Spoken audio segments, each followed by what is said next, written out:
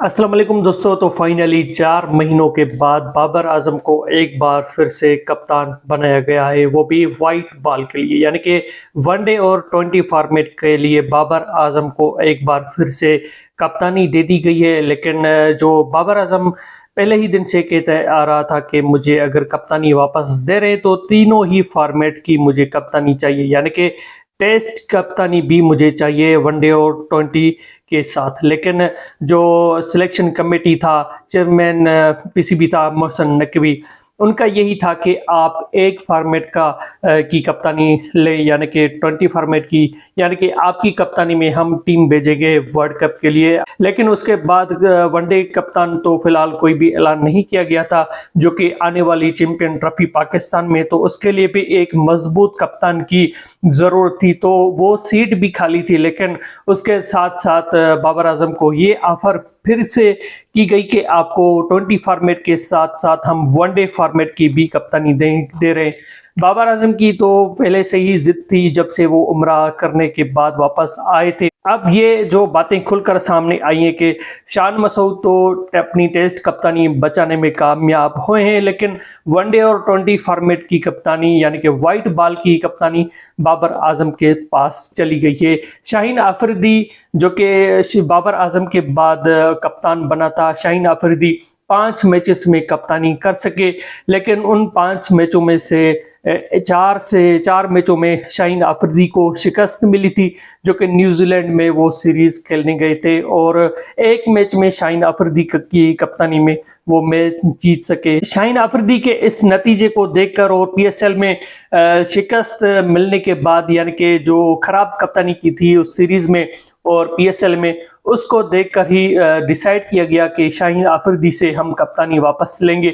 और शाहीन अफरीदी से कप्तानी लेने का एक और भी मकसद था, बात थी कि शाहीन अफरीदी की जो जिस तरह से परफॉर्मेंस चल रही है, या फिर उसकी जो बॉलिंग लेंथ है वो भी कमज़ोर होती जा रही है, और स्पीड वैसे ही तो कम होती जा रही है शाहीन अफरीदी की। आमिर के आने के बाद क्या शाहीन अफरीदी की जगह बनती है वाइट बॉल कैटेगरी में, वाइट बॉल फॉर्मेट में, या फिर नहीं? क्योंकि आमिर भी वापस आ गया है, हारिस रऊफ पहले से मौजूद है, नसीम शाह भी अब फिट हो गया है, वो भी वर्ल्ड कप खेलने के लिए जाएगा। तो अब देखेंगे कि इस न्यूजीलैंड के इस सीरीज में क्या होगा। शाहीन अफरीदी अपनी परफॉर्मेंस वो सही करेंगे या फिर अपनी जगह हम बनाने में नाकाम रहेंगे, ये अब देखना पड़ेगा इस सीरीज में। क्योंकि शाहीन अफरीदी को अगर कप्तान बरकरार रखते भी शाहीन अफरीदी से अगर परफॉर्मेंस नहीं भी होती, तो कप्तान की हैसियत से वो खेलते ज़रूर। तो इस वजह से कप्तानी हटाने का ये भी एक बड़ा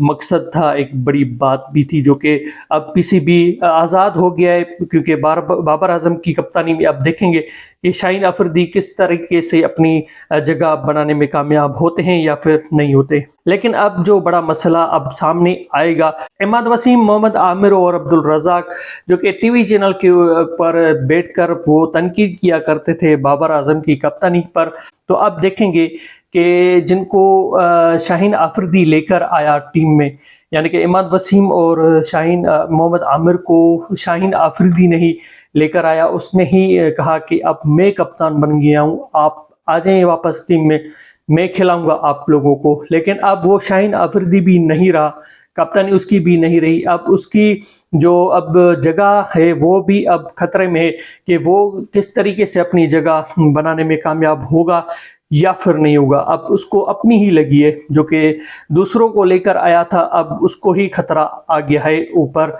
शाहीन अफरीदी को। देखते हैं कि इमाद वसीम और मोहम्मद आमिर, जो कि पिछले कई सालों से बाबर आजम के ऊपर तनकीद किया करते थे, वो सिलेक्शन कमेटी का मेंबर भी बन गया है। अब्दुल रज़ाक वो भी तनकीद किया करता था। तो अब देखते हैं कि कौन सी रिजल्ट निकल कर आएगी या फिर कौन सी बातें होगी, कैसे अब टीम बनेगी, अब देखना ये पड़ेगा। इस बात में कोई भी शक नहीं है कि इमाद वसीम और मोहम्मद आमिर के आने से टीम और मजबूत हो गई है बॉलिंग में और बैटिंग लाइन में। लेकिन अगर पिछले T20 वर्ल्ड कप यानी कि 2021 और 2022 के अगर वर्ल्ड कप की टीम देखें तो उस वर्ल्ड कप से लेकर अभी जो ये वर्ल्ड कप होने जा रहा है 2024 वाला, उसमें टीम पाकिस्तान की मजबूत है, चाहे वो बैटिंग लाइन हो चाहे वो बॉलिंग लाइन हो। मोहम्मद आमिर और इमाद वसीम के आने से बाबर आजम को एक बार फिर से कप्तान बनाया गया। उसके साथ बाबर आजम ने एक और मुनफरद और एक अच्छा रिकॉर्ड अपने नाम कर दिया है। बाबर आजम जी पहला कप्तान होगा पाकिस्तान का जो कि तीसरे T20 वर्ल्ड कप में कप्तानी करेंगे, यानी कि लगातार 3 वर्ल्ड कप में अब कप्तानी करेंगे। बाबर आजम 2021-22 में कर चुके हैं, 2024 में भी कप्तानी करेंगे। ये पहला कप्तान बन जाएगा पाकिस्तान का, जो कि इसके पहले कोई भी ऐसा कप्तान नहीं आया। और कुछ लोग कह रहे हैं कि बाबर आजम को कप्तान नहीं बनाना चाहिए था, कप्तान अगर बनाना चाहिए था तो वो रिजवान को ही बनाना चाहिए था, उसकी ही जगह अब थी, उसका ही हक था पाकिस्तान क्रिकेट टीम की कप्तानी के लिए।